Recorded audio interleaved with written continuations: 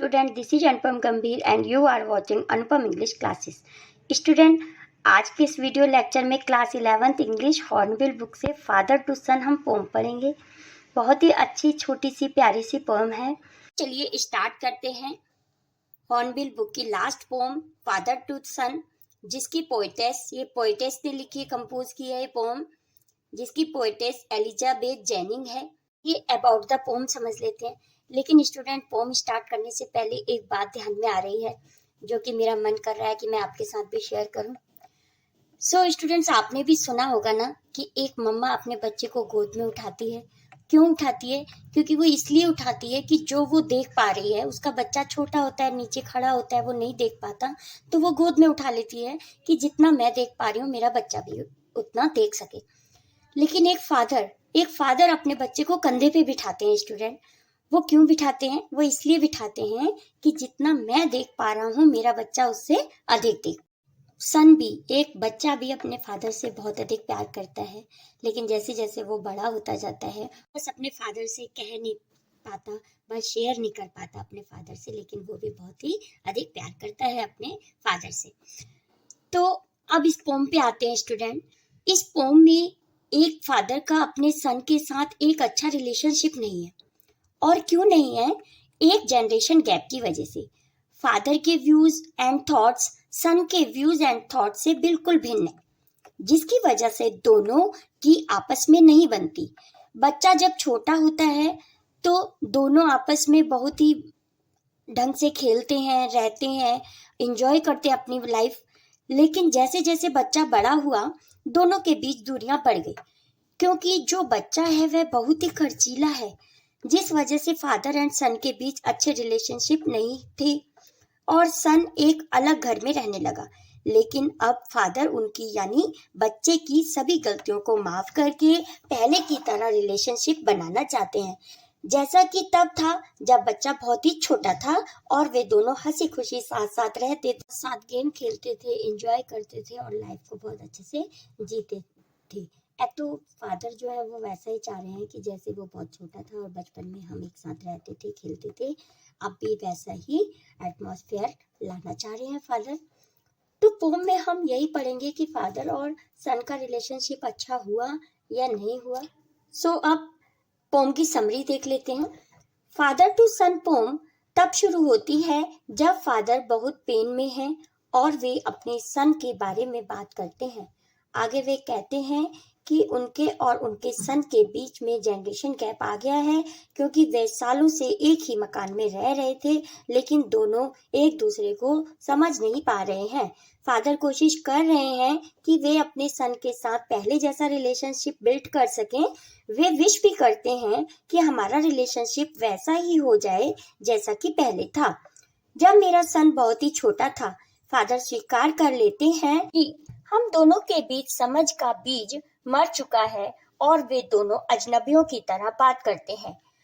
फिर आगे कहते हैं कि मेरा बेटा जो कि अब बड़ा हो गया है, अब उनकी अपनी डिजायर्स हो गई हैं, इच्छाएं उनकी अपनी हो गई हैं, मतलब उनके बेटे की, और सन अपने फादर के साथ हमेशा गुस्से से ही बात करता है तथा फादर के दुख को नहीं समझता और हमेशा गुस्से में ही रहता है। लेकिन फादर उम्मीद कर रहे हैं कि उनका बेटा अब घर वापस आ जाए।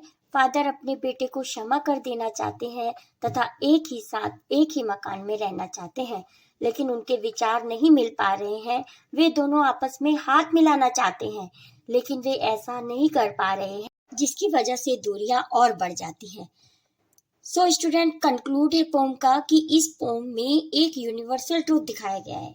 ऐसा वास्तव में होता है जैसा इस पोएम में दिखाया गया है, और बताया गया है कि किस प्रकार एक जनरेशन गैप की वजह से एक फादर और सन के बीच दूरियां बढ़ जाती हैं। स्टूडेंट, ये पोम का छोटा सा ओवरव्यू और समरी थी। नेक्स्ट वीडियो लेक्चर में इसी पोम की लाइन बाय लाइन एक्सप्लेनेशन के साथ आपसे मिलते हैं। हॉर्नबिल बुक से पेज नंबर 85 पे first word relationship are loving friendship between two persons. Next word is design, plan और intention यानी कि योजना या इरादा बनाना. Next word is grief, sorrow या sadness. Next is prodigal, extravagant, spending money freely यानी कि अति व्ययी, फिजूल खर्चा करने वाला, extravagant. Next word is longing, a strong feeling of wanting something या समबडी, डिजायरिंग समथिंग कह सकते हैं।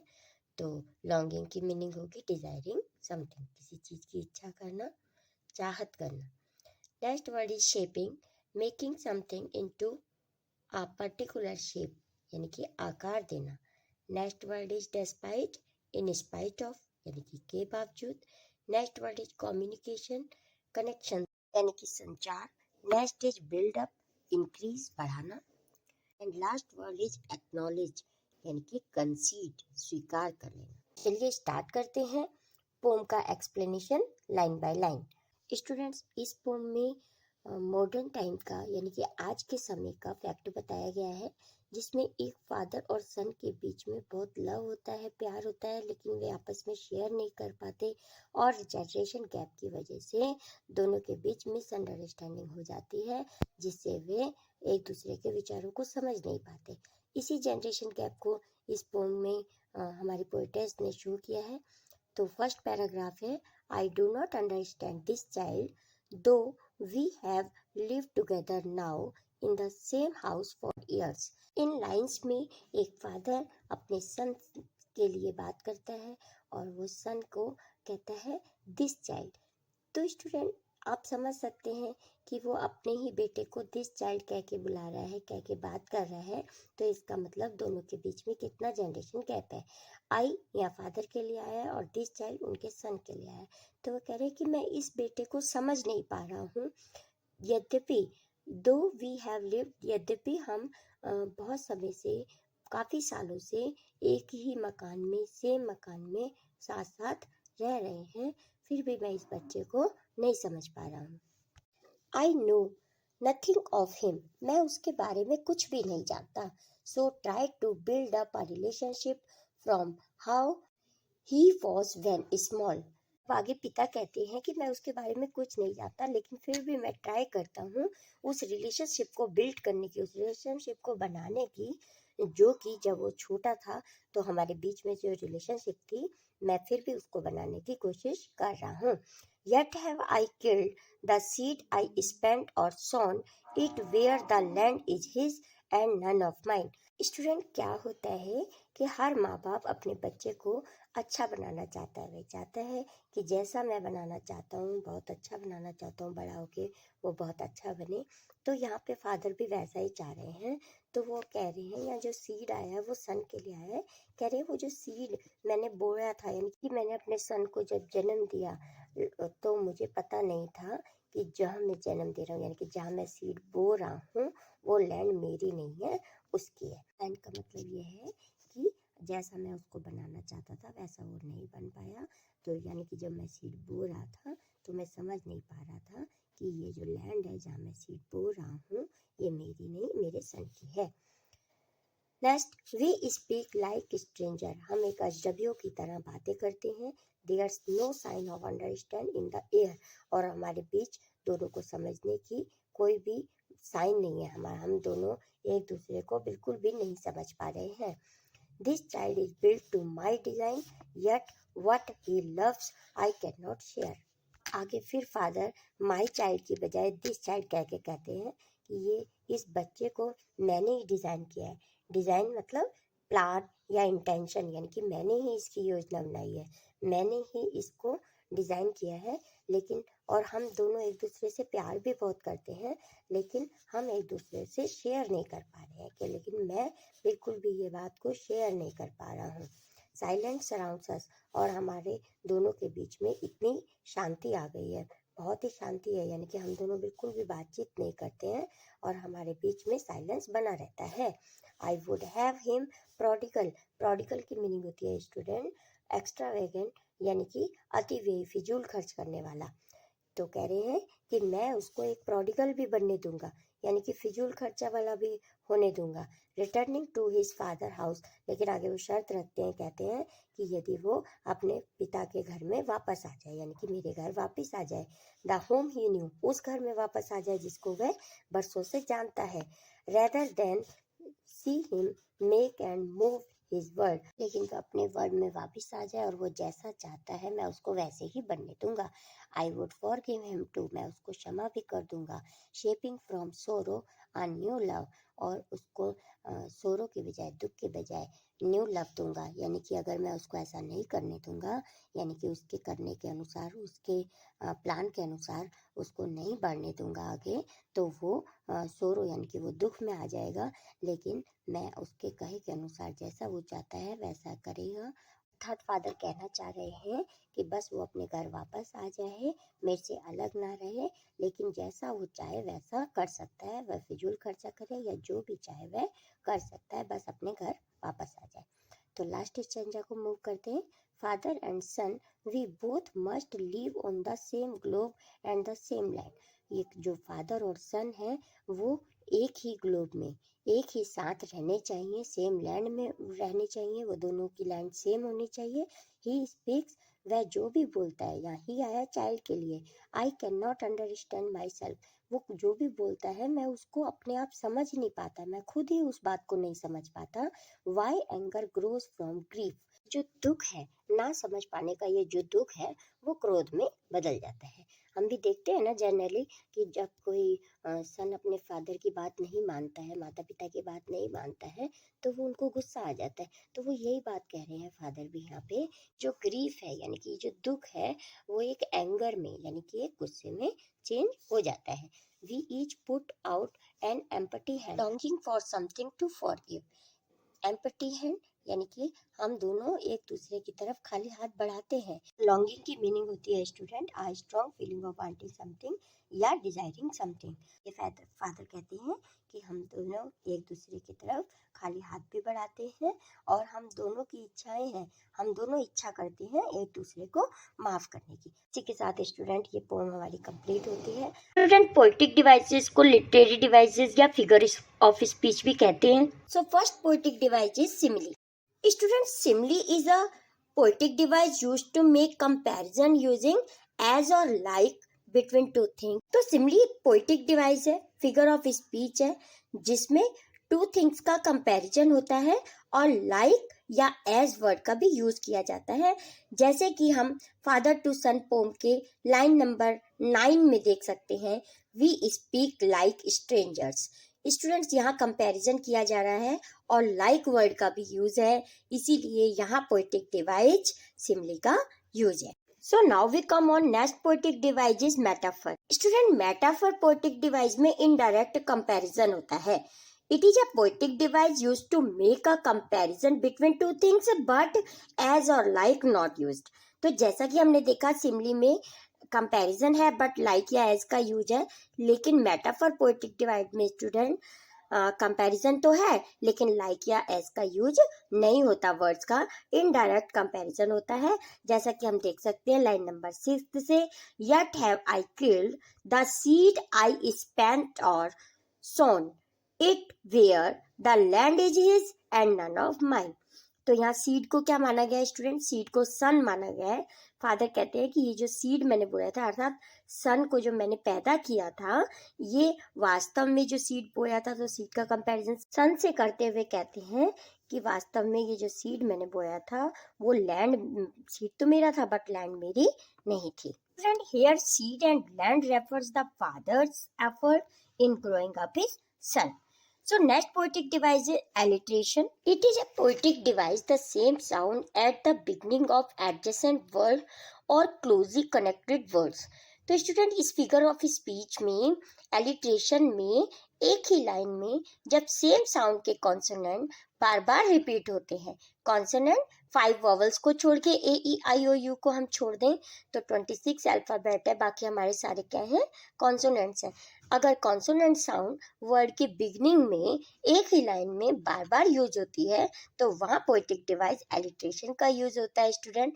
जैसा कि हम देख सकते हैं लाइन नंबर 7 से, द सीड आई स्पेंट और सोन इट वेयर, तो यहाँ पे स्टूडेंट एस एस साउंड बार बार रिपीट हो रही है, जिसकी वजह से इस लाइन में पोएटिक डिवाइस एलिट्रेशन का यूज है। नाउ इसी पैराग्राफ में आगे मूव करें स्टूडेंट, देखते हैं हम लाइन नंबर 9 में वी स्पीक लाइक स्ट्रेंजर।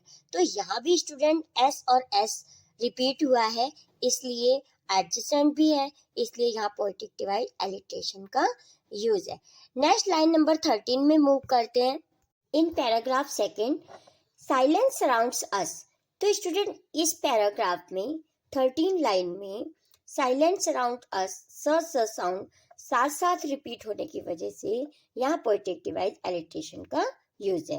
इसी पैराग्राफ में आगे मूव करें तो स्टूडेंट लाइन नंबर 15 में his father's house the home he new. तो यहाँ स्टूडेंट एच बार बार रिपीट होने की वजह से लिटरेरी डिवाइस एलिट्रेशन का यूज है। Now student last paragraph line number 22 की तरफ मूव करें तो हम देख सकते हैं why anger grows from grief. इसमें जी और जी रिपीट होने की वजह से लिटरेरी डिवाइस एलिट्रेशन का यूज है। और इसी लाइन में स्टूडेंट पर्सोनिफिकेशन पोएटिक डिवाइस का भी यूज है। मानवीयकरण अलंकार है ये, इसमें जो नॉन लिविंग को लिविंग में मान लिया जाता है। यहाँ पे है why anger grows from grief. Father कहते हैं ना पोम में कि जो मेरा ग्रीफ यानी कि जो सोरो है वो मेरा क्रोध हो जाता है और जिसकी वजह से हम आपस में बात नहीं करते, सन और अपनी बात करते हुए कहते हैं। तो इसीलिए यहाँ पोएटिक डिवाइस पर्सोनिफिकेशन यानी कि मानवीयकरण अलंकार का यूज है। Now student last poetic device is enjambment. Enjambment is a poetic device, the practice of running lines of poetry from one line to next line without using any kind of punctuation to indicate a stop. तो student ये poetic device में एक line से दूसरी line में बिना किसी punctuation mark के ही आ जाते हैं। फर्स्ट पैराग्राफ में हम देख सकते हैं I don't understand this child. अब ये लाइन में कोई पंक्चुएशन मार्क नहीं है, नेक्स्ट लाइन में आ गए। पूरे ही पैराग्राफ में एन्जाम्बमेंट पोएटिक डिवाइस का यूज है। सेकेंड पैराग्राफ की तरफ मूव करें तो भी स्टूडेंट सेकेंड पैराग्राफ के फर्स्ट लाइन में द सीट आई स्पेंट और सोन इट वेयर के बाद कोई पंक्चुएशन मार्क का यूज नहीं किया गया है और नेक्स्ट लाइन में आ गए हैं। इसके बाद इसी पैराग्राफ की थर्ड लाइन में भी कोई पंक्चुएशन मार्क नहीं है और फोर्थ को स्किप करने के बाद फिफ्थ लाइन में भी कोई पंक्चुएशन मार्क नहीं है। तो इसलिए यहाँ पोएटिक डिवाइस एन्जाम्बमेंट का सेकेंड पैराग्राफ में भी यूज है। स्टूडेंट थर्ड पैराग्राफ में भी देखें फर्स्ट और सेकंड लाइन में कोई पंक्चुएशन मार्क नहीं है, एन्जाम्बमेंट पोएटिक डिवाइस है। थर्ड लाइन को स्किप करें, फोर्थ लाइन में फिर पंक्चुएशन मार्क नहीं दिया है, तो इसीलिए यहाँ एन्जाम्बमेंट पोएटिक डिवाइस का यूज है। So last paragraph fourth paragraph में भी first line and third line में एन्जाम्बमेंट पोएटिक डिवाइस का यूज है, यहाँ भी कोई पंक्चुएशन मार्क नहीं है। तो स्टूडेंट इसी के साथ ही हमारा ये पोएटिक डिवाइस का वीडियो लेक्चर यहीं पे कंप्लीट होता है। एनसीईआरटी के क्वेश्चन आंसर कवर करेंगे। स्टूडेंट फर्स्ट क्वेश्चन से स्टार्ट करते हैं। Does the poem talk of an exclusively personal experience और इज इट फेयरली यूनिवर्सल। तो जो ये पोम में बात की गई है फादर और सन के रिलेशनशिप की, तो क्या ये पर्सनल किसी का पर्सनल एक्सपीरियंस है या ये एक यूनिवर्सल है। तो answer is yes the poem talk of an exclusively fair universal. हाँ ये यूनिवर्सल है यानी कि वास्तव में भी ऐसा होता है। Because in every home the head tries to rule while the youngers usually revolt. हर एक घर में क्या होता है कि जो बड़े लोग होते हैं वो अपना रूल को फॉलो करना चाहते हैं, लेकिन जो छोटे होते हैं वो उसका रिवोल्ट यानी कि उसका विरोध करते हैं। The conflict goes on and on. तो जो उनके बीच में कॉन्फ्लिक्ट होता है वो बढ़ता ही जाता है, यानी कि विवाद बढ़ते जाता है इस बात से, क्योंकि जो बड़े लोग होते हैं वो अपनी बात चलाना चाहते हैं और छोटे उसको इग्नोर करते हैं और अपना चलाना चाहते हैं, जिस वजह से उनका कॉन्फ्लिक्ट यानी कि जो उनका विवाद है वो बढ़ते जाता है। We may call it a generation gap, want of understanding between the old और यंग। तो हम इसको एक जनरेशन गैप कह सकते हैं, जो कि एक बूढ़ों और यंग के बीच में गैप आता है, यानी कि जनरेशन गैप होता है, उनकी एज में गैप होता है, तो उसे हम यंग जनरेशन गैप कह सकते हैं। Now we come on question number second. How is the father helplessness brought out in the poem. इस पोम में जो फादर हैं वो बिल्कुल हेल्पलेसनेस होते हैं, यानी कि वो सबसे हेल्प के लिए कहते हैं, मांगते हैं, बात करते हैं इस बात में, क्योंकि उनके और बेटे के बीच में विवाद होता है, लेकिन वो हेल्पलेसनेस रहते हैं, यानी कि उनकी कोई भी हेल्प नहीं होती।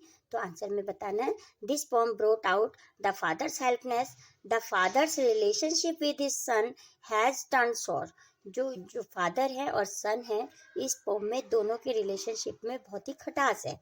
दे live in the same house, वे यद्यपि एक ही घर में रहते हैं। The father has built and brought up the child according to his own plan, जो फादर है उन्होंने अपने प्लान के अकॉर्डिंग, यानी कि जैसा कि उन्होंने सोचा था कि ये बड़ा होगा, अच्छा इंसान बनेगा, जैसा सोचा था वैसा ही उन्होंने अपना प्लान किया। But the son has got a mind to think freely and act differently, लेकिन जो सन था, जो उनका बेटा था, वो कैसा एक्ट करने लगा था, फ्रीली एक्ट करने लगा और जैसा उन्होंने सोचा था उससे डिफरेंट बन रहा था।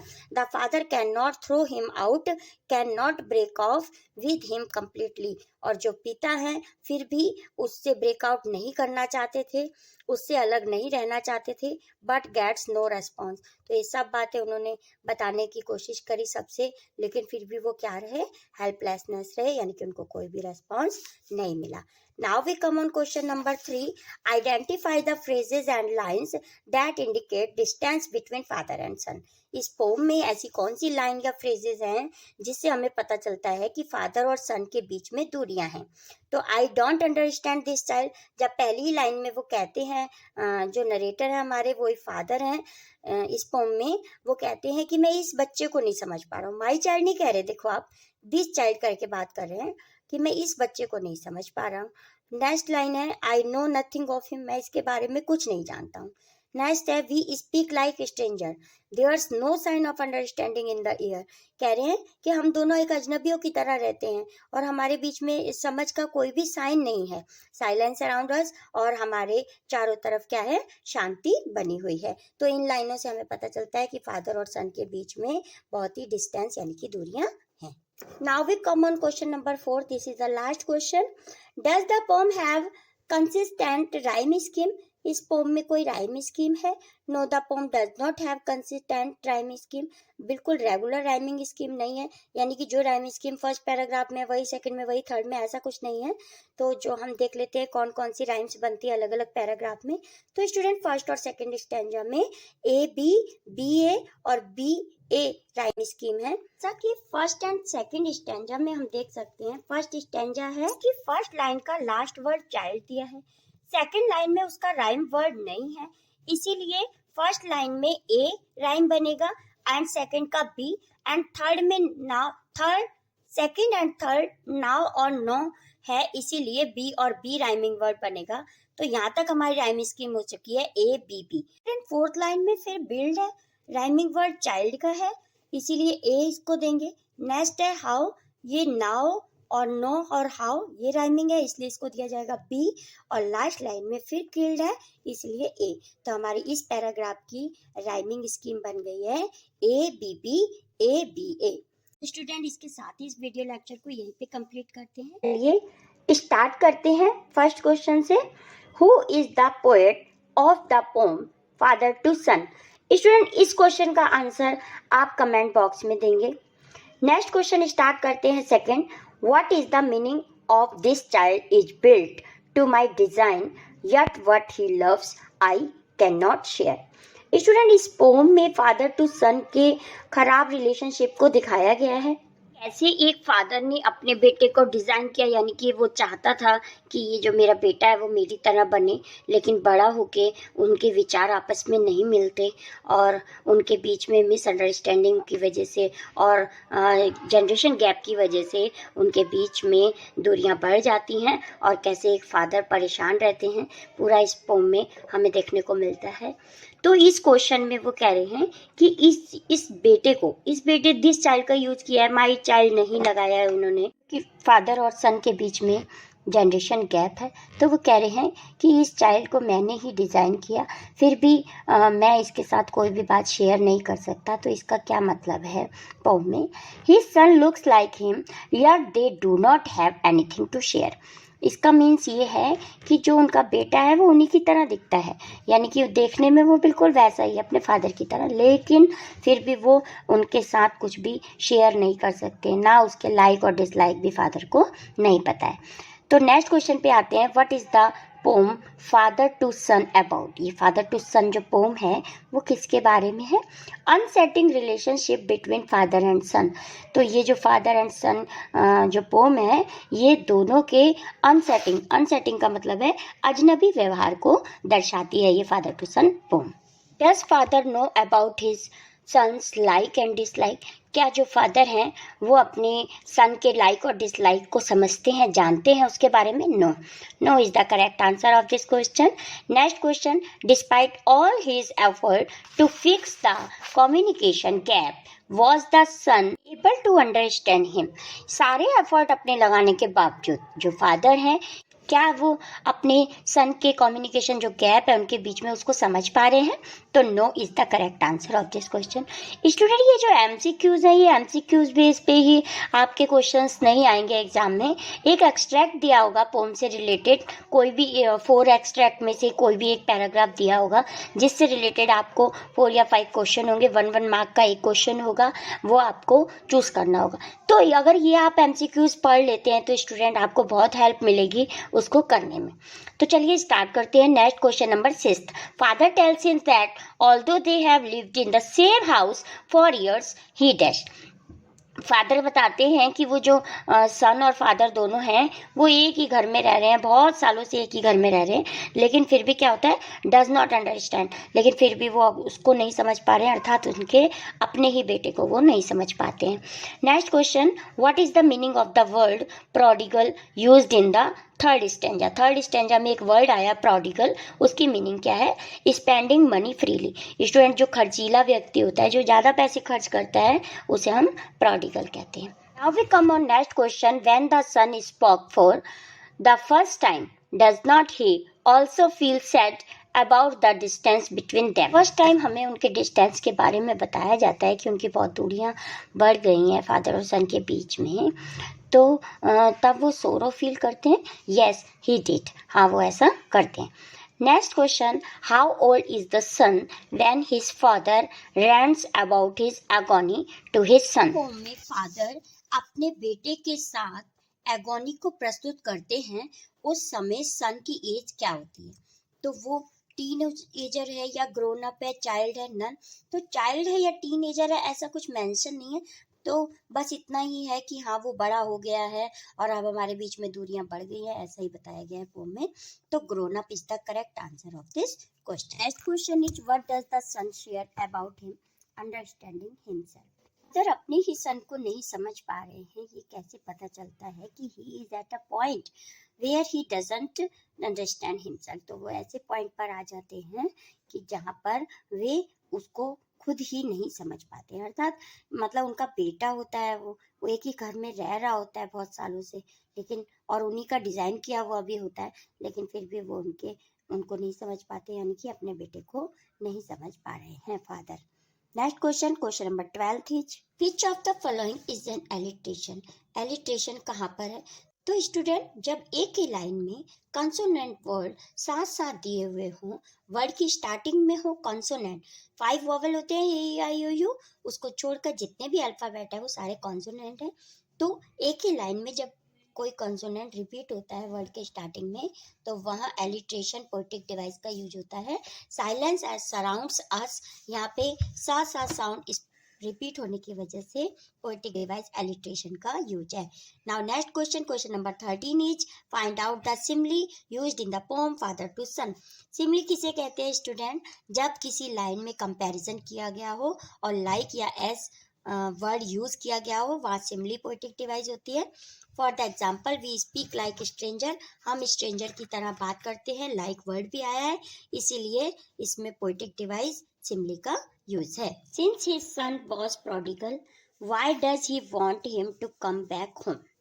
यद्यपि उनका जो बेटा है, फादर कह रहे हैं कि ये जो उनका बेटा है वो प्रोडिगल है, फिर भी वो उसको वापस लाना चाहते हैं। प्रोडिगल मतलब खर्चीला है, फिर भी वो घर पे वापस बुलाना चाहते हैं। To make amends with him. Students amends की मीनिंग होती है to change something slightly in order to make it better, यानी कि बेहतर बनाने के लिए जरा सा सुधारने का मौका देने चाहते हैं फादर, इसीलिए उसको वापस बुलाना चाहते हैं। Now next question, question number 15 is from where does the son anger arise. कहाँ से उसके जो सन के प्रति एंगर है, क्रोध है, वो जागृत होता है आउट ऑफ हिज सैडनेस, क्योंकि वो जो उसकी सैडनेस है उसकी वजह से उनके सन के प्रति जो एंगर है, क्रोध है, वो जागृत हो जाता है।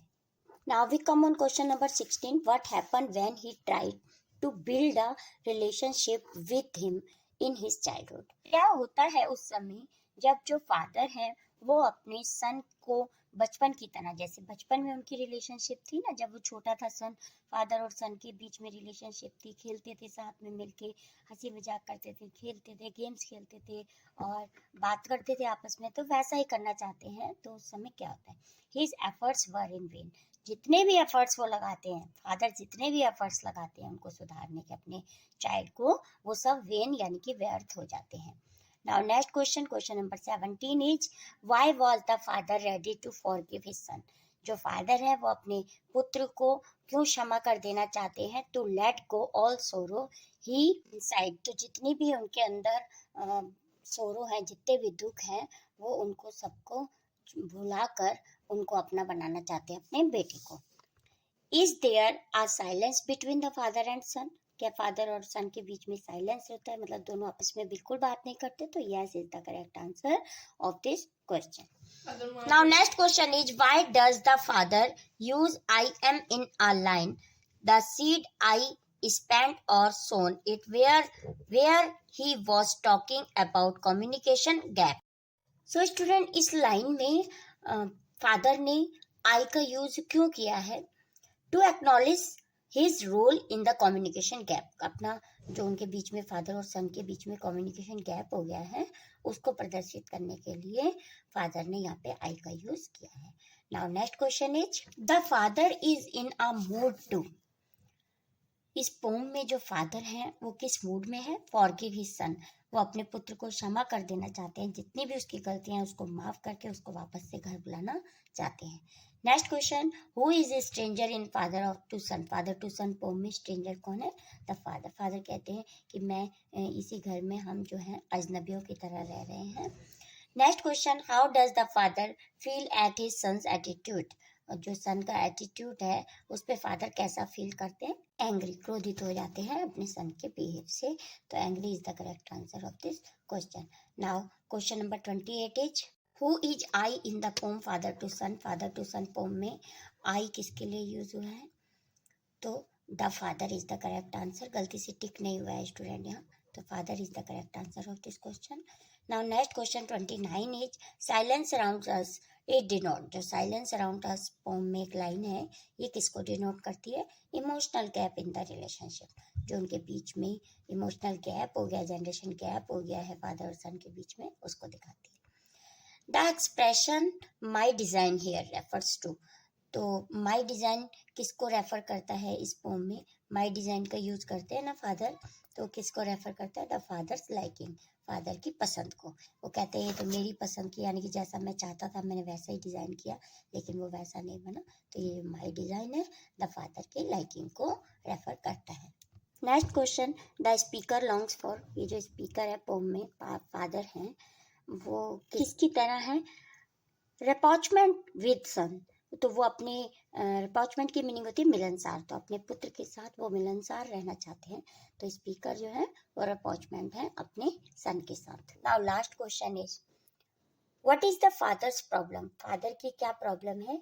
He fails to understand his son's feeling, वो फेल हो जाते हैं, वो सबसे कहते हैं कि मेरे सन और मेरे बीच में जनरेशन गैप हो गया है, मैं उनके लाइक डिसलाइक को नहीं समझ पा रहा हूँ, लेकिन सबको बताने के बाद भी कोई उनका सॉल्यूशन नहीं निकल पाता है और वो उसकी फीलिंग को, अपने बेटे की फीलिंग को समझने में फेल हो जाते हैं। तो he fails to understand his son's feeling is the correct answer of this question. तो स्टूडेंट, इस वीडियो लेक्चर को यहीं कंप्लीट करते हैं। I hope this video lecture is very helpful to you. If yes, please like this video, share this video with your friends, with your classmates. मिलते हैं आपसे next video lecture में। Thank you so much for watching. Bye.